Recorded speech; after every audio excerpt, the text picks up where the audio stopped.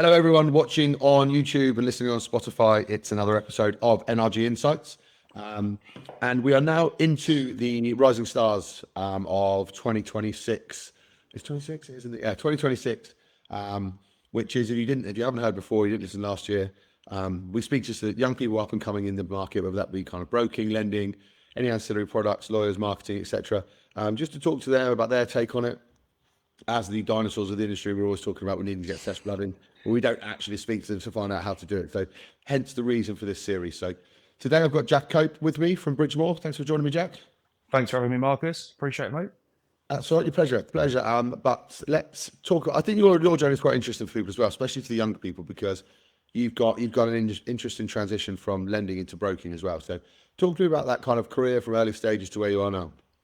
Yeah, so kind of funny story to be fair. I'm sure we'll get onto that later on in the podcast. Don't use that. Yeah, say that. So sort of fell into it, as everyone says, fall into it. I was young, just leaving sixth form. Sort of went into. I worked at OSB, One Savings Bank, so I went into their sort of telephony team. Just sort of inbound calls from brokers and live chat and all that sort of thing. Just really sort of getting my teeth stuck into sort of specialist finance and all that sort of stuff. And then it sort of gradually progressed on from there, become an office BDM, still with OSB, and then gradually got promoted into the sort of field-based roles, and then sort of finished up there last year in the specialist finance role with Interbay doing commercial as a BDM. So yeah, it sort of was, I was there, what was it, just under 5 years? It's been a good fun. So you started properly at the bottom, didn't you? Like you say, yeah, mate. Yeah, entry level. Yeah, you were the original chatbot before we had them. 100%, mate. Yeah, that was it. I mean, it was just after COVID, so it was quite a weird transition, to be fair, because I sort of went into the office. There was no one there. Met my manager at the time. She was like, "Here's your laptop. Go home." I was like, "All right, great." No worries.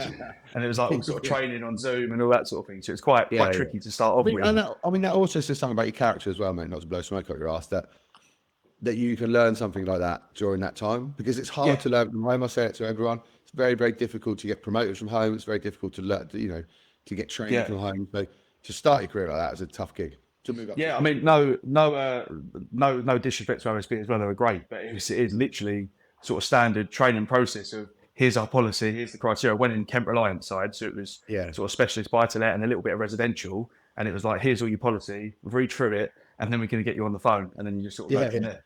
So we were talking about someone the other day about the working from home situation. It wasn't that people's fault. Like, again, not knocking those companies. No. We all had training programs that were built to teach people in the office. Yeah. You know what I mean? Where you could turn around to someone and say, "Oh, what's this? What's this?" So the training program, when COVID hit, there was no time to change the training program. No, that was it. And that was here you go, try and do this. Yeah. At the time, as I say, I'll sort of go into it in more detail, but the telephony team that I was working with actually fed into underwriting rather than sales. So how their sort of training plan works would have been, you spend a few days, maybe a week with underwriting, actually looking at the systems, the cases, 100%. Whereas it was literally just like, here's your policy, remember it, and then when a broker phones, you've got to try and recite it back to them, sort of thing. So nice. But that was good. Enjoyed it. Talk through about that kind of transition for you, because this will be interesting to a lot of people as well. Like, especially as a young guy, it's quite hard to take the plunge into something that you're going to be good at, or you hope you're going to be good at, but you are taking a risk because you're moving up the ladder quite quickly in lending. So talk to me about that transition from lending into broking and how that came about. Yeah, I mean, it was a bit of a weird one, to be honest with you, mate. I wasn't looking for it, to be completely fair. As I say, respect to the Bridgemore guys, and respect to OSB as well. I literally just got promoted. It was last June last year. And I was just, as I say, going out, meeting different people. It's funny, I was speaking to Chris and Joe, the boys, like a couple of weeks back about it. When Chris was in MIPIM, that was how I actually found out about Bridgemore. Was it? Not through being there, but through scrolling on LinkedIn, going, who are these lads? Being classic BDM, going, cool, I probably need to go in and see them. They're literally just up the road from a few firms. I haven't met them yet, so sort of went from there. Nice. Started going in to see them, and then we sort of had a bit of a chat about them referring off all of their buy to let, and me doing quite a bit of buy to let, and it just sort of went from there. I had that sort of chat about it, and a bit of a weird one. Mate. What was it that gave you the push into going like, I'm going full sales, broking, niching into buy to let? What? Yeah, What? I think the opportunity, to be fair, You want a yeah, big gig, weren't you? You know what I mean? So it's all it was really interesting mate, to it do with that. was, yeah. You I want a mean, big gig. my family said I was absolutely mental, to be honest with I you. bet, yeah. Good You'd corporate ask me, I'd be company, like, the structure, couple of years, mate, package, couple of years. 100%. I think age played quite a big factor. Like family life, I haven't got any kids. We literally just bought our first house, which was like the crazy thing. While my parents were like, "What are you Yeah, doing?" that's your Like, missus. well, By the feels way, a I'm bit giving up nuts. my corporate job to Yeah, go and do this. So, go and do good it. luck with the Yeah, house. yeah, that's it, 100%. So good on her. She sort of kept us going for a few months, which Yeah, is yeah. good. But no, it was just timing, mate. As I say, the opportunity that, sat down with Bridgemore was quite, we sort of, looked at it and looked at what the sort of structure looked like and what lead flow looked like and, what Yeah. they were sort of passing off. But also, without going into too much detail, like Joe at Bridgemore has sort of had a mortgage firm before. So there was all those sort of Yeah, old yeah. leads and, introducers that he'd deal with that, again, we was like starting to turn the taps on again. Yeah. And it just sort of like worked out. It just looked like and felt to me like the right thing to do. Yeah. And I'll be honest, mate, I'm It's glad I've interesting taken the you can go plunge. off feeling as well. It's interesting because you haven't, like we all say gut instinct, but gut instinct is born out of years and years of Yeah, fucking up and getting it right, getting it wrong and stuff. So as a young guy, you're taking your gut feeling quite seriously, which I respect because it's, yeah. you haven't been I in it think that long was, enough to go, mate, oh, that was Joe, it. No, that's, yeah. And to be honest with you, I've had sort of that, without sounding like an arrogant person, I sort of done well when I was at OSB. Everything yeah, I yeah, sort of wanted to progress onto, I sort of done. yeah, And I was a young BDM, but sort of felt like I'd hit that sort of upper yeah, end, and yeah. I was the You youngest in are the an old team. head on young shoulders. Yeah, I was sort of going to be, I had it and it was a good package, but I was going to be capped, if you know what I mean. I'm just going to be Yeah, there yeah, and plod along until, the yeah, next sort of thing comes up. Whereas, being a broker, it's sort of the more you do, I want to, work as hard as I possibly can now, yeah. to progress my career and all that sort of thing. Interesting So, you say that about timing because obviously where you were going up that trajectory so clearly through lending, but actually you looked at that differently to go, do you know what? I could smash this out now. Like I yeah, could yeah, do really well now. So in 5 years' time, I'm not then stepping across because you would be slightly more comfortable in 5 years, right? Because you'd have built up a decent amount of whack where you are at OSB. But like now's the time, perfect time. Like you say, no kids, just you and Mrs. just grafting. Like I like that. yeah. I think it takes a lot to do it. No, thank you, mate. Yeah, no, it's been a difficult few months. Again, starting Yeah, the yeah, of business course. and Bridgemore Mortgages is a new brand at the end of the day, but it's part of Bridgemore Capital. So, but it's been trying to grow that. How we're then working out how we're going to grow the team and actually grow that business into something that's actually going to blossom into something Yeah. quite special.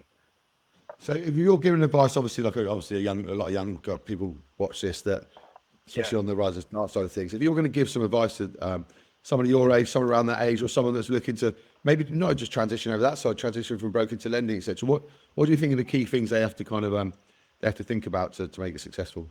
I think we've alluded to some of it. Trusting your gut instinct, sort of knowing where you're going to be, and it's just taking big risks. I think there's always then going to be that opportunity. Now, personally, I've met more people in the last 6 months being as part of Bridgemore than I probably would have done being a BDM at OSB.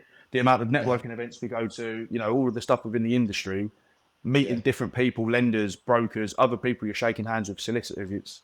It's yeah, taking that yeah. risk, and it is the unknown at the end of the day. You can sit there quite comfortably, but just never ever be afraid to just jump, take the risk. Go for it. Don't try and get too comfortable with it because it will work out in the long run. You might be set back Yeah, a little yeah. bit for a And do few you know what? months, It but it will doesn't. work. If it doesn't for everyone, right? I mean, in the horrible, realistic world, Yeah, but you've got the work ethic for it. Like there's very little that can go. Worst case scenario, you can find something else. But yeah, you've 100%. got you've got to work. If you already knew you're going to work really hard, you knew the first 3 months are going to be really hard. You've already set yourself up for it. And you set yourself up to win because you're like, cool. I Yeah, already knew that. I already knew the harder I work, the more money I make.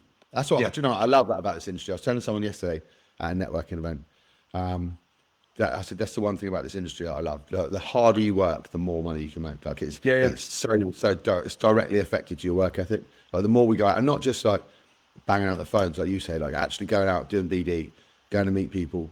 How many times do we bump into each other at different events? 100%. Yeah, You're doing the graph now, which I don't know when I was 20. Well, how old are you? 20, 22. 22. 22. I wish I'd done it at 22. I won't have to do it when I'm 43. So it is no, but it's a good thing Six to months see. are But broken, mate. It's already there. It's already going. It's like, yeah, I had a full head of hair until I had a turkey trim at OSB, mate. It was all cool, and then joined Bridgemore, and that's it. Bridgemore Building, we call it. You won't be the only one there. But, you can all go to Turkey together.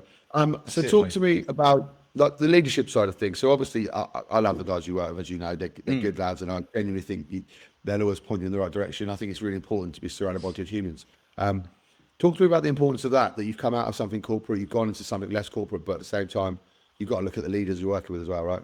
Yeah, no, definitely. I think it's been really important for me. They've sort of given me the platform in terms of the social aspect, growing my personal brand, but also just giving me free reign. Which some people look at it and go, "Cool, they trust you to do that." Which again, I'd like to think is testament to myself. But it's then learning off of them. The leadership side, we are going to grow the team in terms of getting more brokers on, admin, and grow Bridgemore into a big sort of brokerage. Yeah. But it's been quite strange, to be honest with you, that sort of transition, because as a BDM it was just every day get in the car, go into the city, just go and see brokers and just crack on, just do your day to day. Whereas now it's sort of like every single aspect of the it's similar. It's a similar role in some aspects, but you're chasing deals, but then you also have to be like communicating with customers all the time. You have to have a daily update with what's going on, checking cases and doing new deals, and there's all sorts of bits and bobs, as well as being that person that's speaking to BDM so that you're up to date with the criteria and all that sort of stuff. So it's difficult to manage as such, but it's a lot of spinning plates. Whereas before it was just go out, do your meetings, make sure your phone's answered and you answer your emails, get your money in, crack on. That's it, mate. 100%. And again, it's like OSB was a big corporate beast that done the deals anyway. So it was one of those things where you go out and I don't want to say I had an easy ride there, because it certainly was difficult. But there was that was it. But it was sort of like that there's business to come in because you work for they're that not big company. They're not a new lender, are they? That's it, mate. That there's stuff that's coming in anyway. Whereas now it's been, managing, speaking to new introducers, trying to generate new leads, new business, as well as managing the operational side, getting the business set up, dealing with the admin side, making sure the processes are in place, so that when we do then hire people, that we've got a decent training platform there so that they can grow, and they're not coming into about building those processes early is so important, because what it means is that when you're at 5, 10, 15 people, the foundations don't just fucking leave because you. That's it, mate. 100%. And I think and I'll be honest, like Chris and Joe are testament to them as well, because they hammered home straight away. Joined sort of early November, and it was like in my head, I'm going, I need to earn some money. Like, come on, let's crack on. Yeah. But they were like, look, there's going to be a time frame and a process, and it will come eventually. But let's make sure that we put the right things in place to get some ideas flow in and jot some things down, and actually let's just set a plan. And eventually, after month 6, 7, 8, we'll be all right and in a good place. It's really funny. If you were sat near me in a pub, and I remember Chris, obviously I was earwigging, that's my job. But I was heard Chris saying something very similar to you, like just stick to the process, trust it. Like, you just got to keep doing what you're doing. It's activity, isn't it? Keep doing the activity. If you're doing all the activity and nothing comes of it after a year, you got to start looking at yourself, right? But 100%. If we're doing all the right things that make money, eventually it comes. Yeah, that's it. Definitely. And I think with Bridgemore being sort of specialised and niche down into the developer and investor world, it's then that thing of we're only going at a certain pool of individuals. Do you know what I mean? It's not going to be, the everyday residential homeowner mortgages. So it's then, it's not that constant lead flow. It's right, this developer of, they're doing this deal and we've done the bridging for them. So it's managing that relationship. So again, it's Chris and Joe have already set the expectation. So they expect what they've delivered. So I need to follow the same. You've got to have that standard across the board, haven't you? That's why it's so important that they didn't, although they've left you and trusted you, which is, by the way, is a great leadership trait as well as a good time for you. What's the point of taking people on and not trusting them to do the job? Like, it doesn't make any sense. You've got to even though they've got to let you make mistakes and stuff as well, it's the same. Which is really hard as a business owner, because you think, I could just fix that. But actually it affects your growth if they don't. But on the other side, you're absolutely right. You've got to make sure you're the same standard as them. Like, it's not pointless me going out, doing all the best BD in the world, picking up all the best clients, and the people in the office having a different standard to me. So, definitely. As a growing the business, you've got to see, everyone's got to be at the same level. That's it. And I'll have that as time goes on, when Bridgemore Mortgages starts to grow a team of, a handful of brokers. Exactly. Pass on to the next person, to the next one. It's elite brokerages they've got fucking great people at the top because they've just standards never dropped and they recruited well. 100%. Yeah, of That's course. the magic. Yeah, I think that's the other thing as well. We had a conversation in the office about it a few weeks back of, we've had some good deals that have gone through, and then, you do look at all of the pound signs and you think, oh, it's fantastic, we're doing really well. Yeah, right. But then there's also the conversation we had, and I respect Chris and Joe for doing it so early on, but they was like, there's going to become a point where you're not going to get that because you're going to have to write it and it's going to have to pay X, Y, and Z individual. Do you know what I mean? And you're going to have to pass stuff off like they're doing now with other brokers. There's always that little drop in the middle as we take people 100%. On. There's another little drop. Like we turn over more than we ever have, and I don't get paid anymore because we're building something, right? You're constantly building something until you get to that point where it's lovely and everything works like a machine.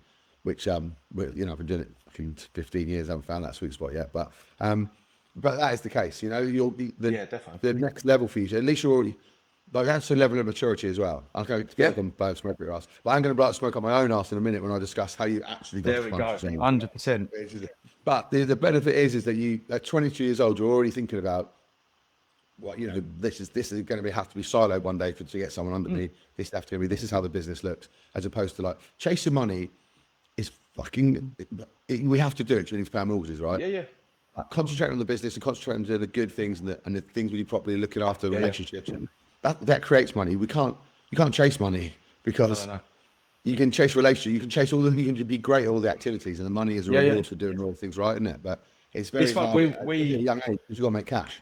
Yeah, it's funny.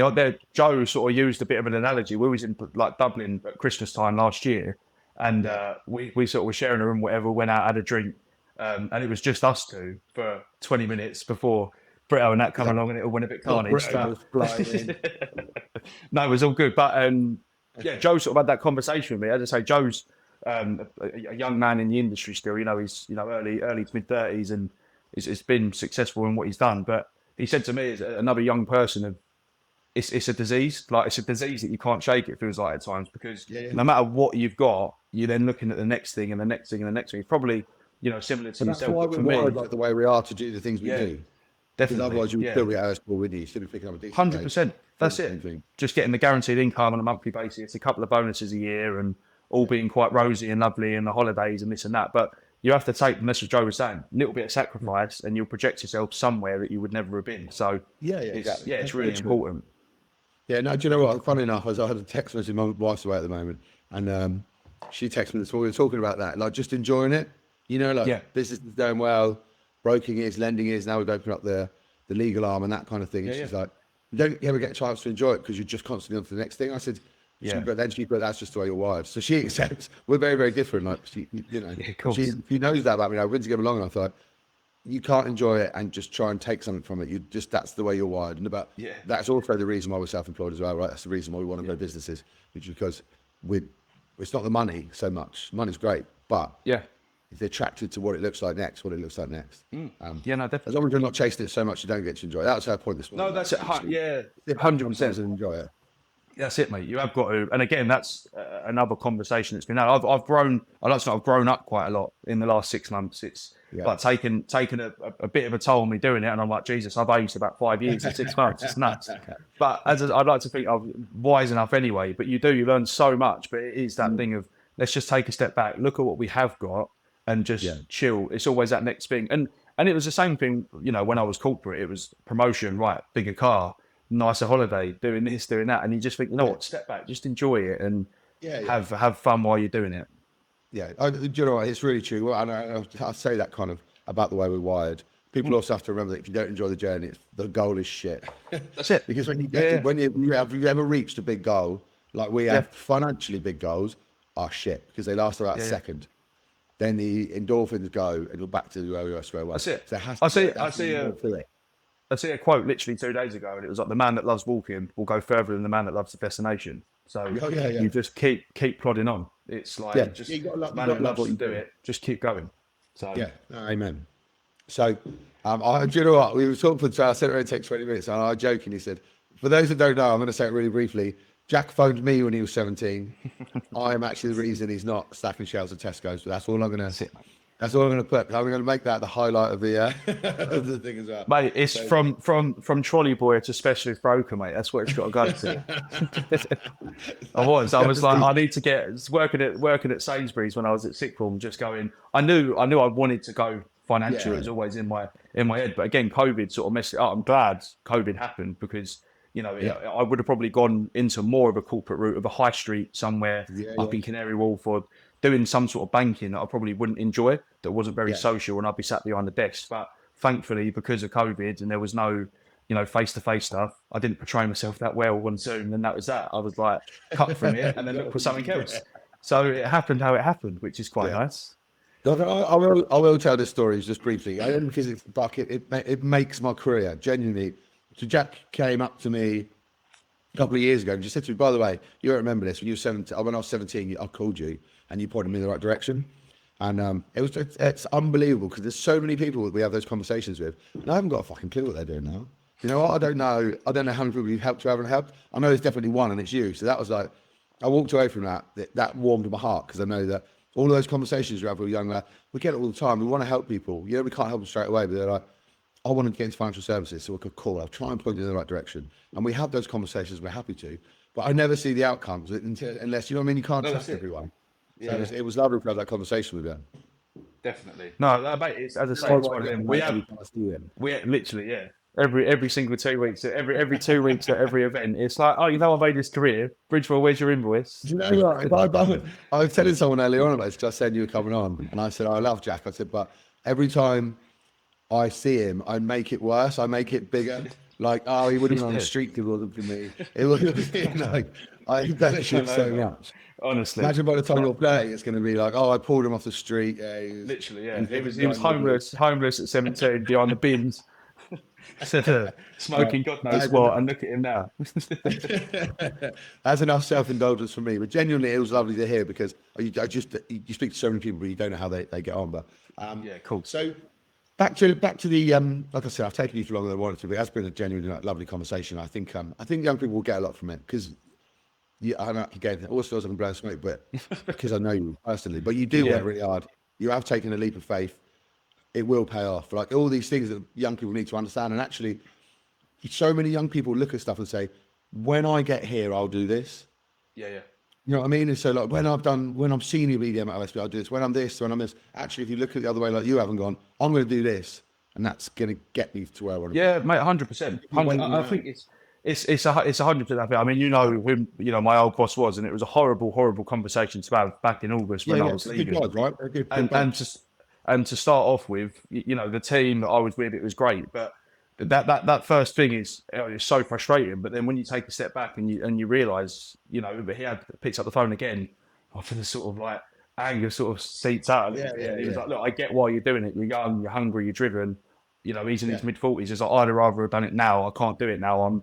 I've got this and this. That's why you speak to old people like me, and they were just pissed off that we didn't do it. Yeah, but equally, I think, as I said, we probably spoke about it a lot, taking that leap of faith. But we've also said just enjoy it.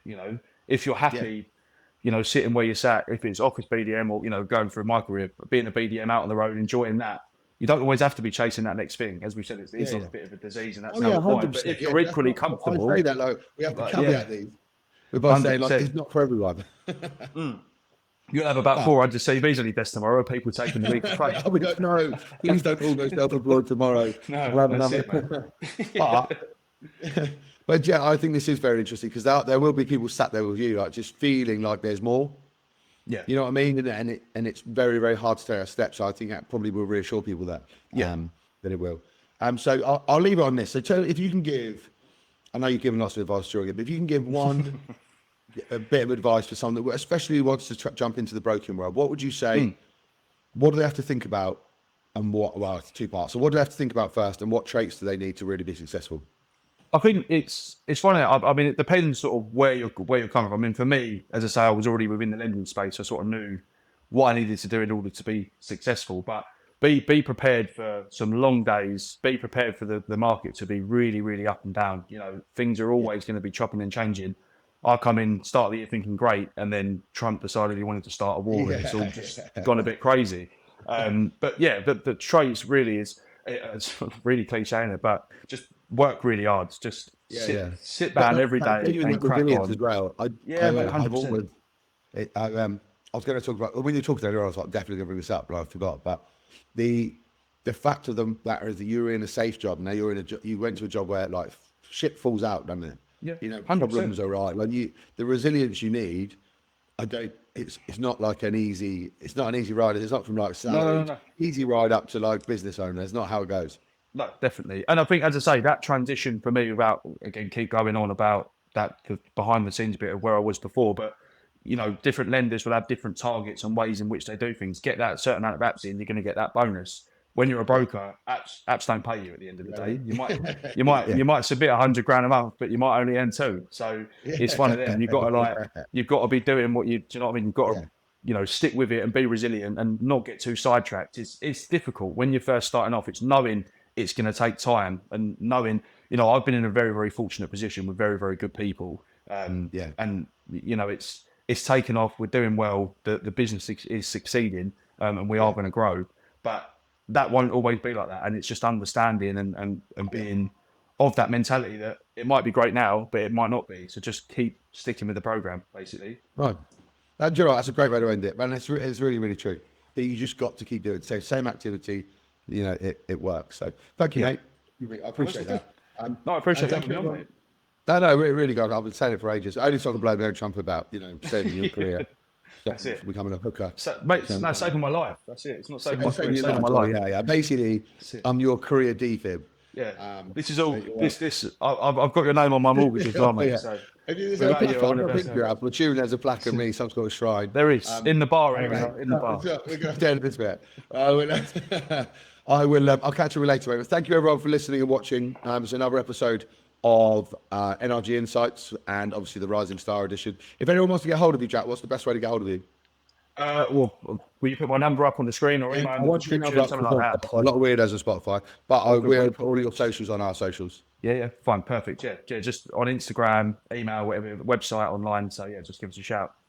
Good stuff. All right, Magic. Thank you very much for your time today, Jack. Appreciate it. Cheers, mate. Thank you very much. Bye. Take care.